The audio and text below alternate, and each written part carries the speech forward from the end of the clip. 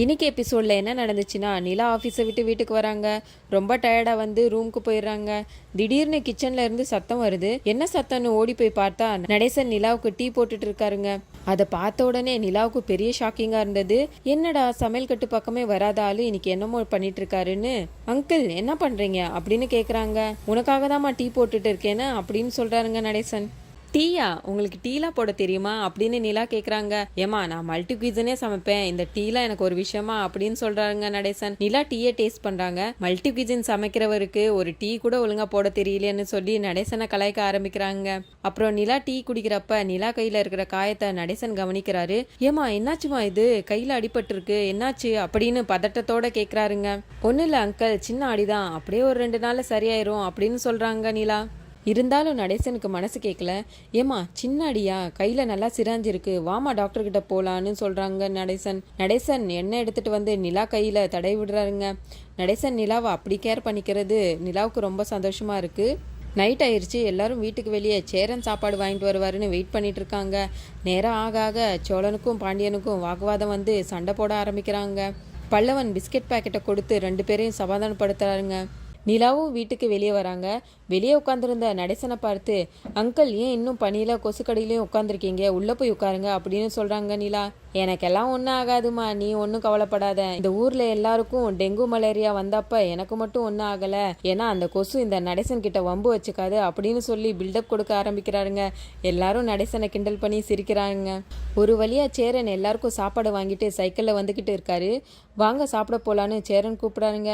சோழனும் பல்லவனும், அண்ணே என்னண்ணே காது குத்து ஃபங்க்ஷன்லாம் நல்லா போச்சா அப்படின்னு கேட்குறாங்க.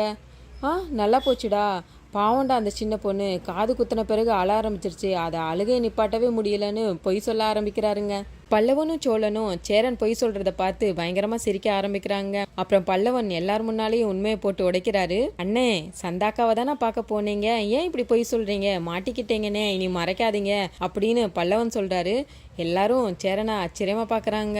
அப்புறம் சோழன், 1 மணி நேரமா சந்தா வீட்டுக்குள்ள இருந்து என்ன பண்ண அப்படின்னு சொல்லி வம்பிழுக்கிறாருங்க. டேய் நான் ஒன்னும் பண்ணலடா, எப்படி மசாலா டீ போடணும்னு தாண்டா கத்துக்கிட்டேன் அப்படின்னு சொல்றாருங்க சேரன். எல்லாரும் பயங்கரமா சேரனை வச்சு கலாய்க்கிறாங்க. எல்லாரும் சாப்பிட போகிறப்ப பல்லவன் மட்டும், என் ஃப்ரெண்டுக்கு இன்றைக்கி பர்த்டே, நான் கேக் வெட்ட போகணும், வர சொல்லியிருந்தா மறந்துட்டேன், நைட் வர லேட் ஆகும் அண்ணின்னு சொல்லிட்டு டக்குன்னு அவன் மட்டும் கிளம்பி போகிறான். பல்லவன் போன பிறகு நடேசன், அம்மா காயத்துக்கு ஒழுங்காக மருந்து போட்டுக்கோன்னு சொல்கிறாருங்க. அப்போ தான் நிலாவுக்கு அடிபட்ட இருந்த விஷயமே எல்லாருக்கும் தெரிய வருது.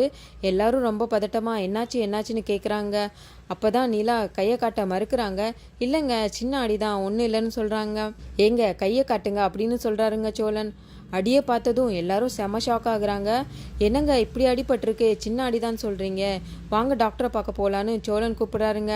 ஒன்றும் இல்லைங்க, வலினா நானே சொல்கிறேன் அப்படின்னு சொல்கிறாங்க நிலா. சேரன் சோழனை, டேய் இனிமே நிலாவை வண்டி ஓட்ட விடாத, நீயே போய் ஆஃபீஸில் விட்டுட்டு வா அப்படின்னு சொல்கிறாருங்க. இதாங்க நான் ரொம்ப நாளாக சொல்லிக்கிட்டு இருக்கேன், என் பேச்சை யாரு கேட்குறான்னு சோழன் சொல்கிறாருங்க. நிலாவுக்கு அடிப்பட்டதை நினச்சி சோழன் ரொம்ப வருத்தப்படுறாரு. வீட்டில் இருக்கிற எல்லாரும் நிலாவை கேர் பண்ணிக்கிறத நினச்சி நிலா ரொம்ப சந்தோஷப்படுறாங்க. இதுதாங்க இன்னைக்கு நடந்தது. நாளைக்கு என்ன நடக்க போகுதுன்னு இனி பார்ப்போம். அதுக்கு முன்னால் சீரியல் எக்ஸ்பிரஸ் சேனலை சப்ஸ்கிரைப் பண்ணிக்கோங்க. ஃப்ரெண்டுக்கு பர்த்டே, கேக் வெட்ட போகிறேன்னு சொல்லிட்டு வீட்டை விட்டு கிளம்புன பல்லவன் அங்கே தாங்க ஒரு பெரிய ட்விஸ்டே வச்சுருக்காரு. அவர் ஃப்ரெண்டை பார்க்க போகலை, வீட்டில் யாருக்கிட்டையும் சொல்லாமல் காயத்ரியை பார்க்க தாங்க போகிறாரு. காயத்ரியும் பல்லவனும் நைட்டு யாருக்கும் தெரியாமல் வெளியில் மீட் பண்ணிக்கிறாங்க. அப்படியே ரோட்டு கடையில் சாப்பிட்டுக்கிட்டே சின்ன சின்ன பர்ச்சேஸ் எல்லாம் பண்ணிக்கிட்டே 2 பேரும் ஸ்ட்ரீட் லைட் வெளிச்சத்தில் ரோட்டில் நடந்து வராங்க.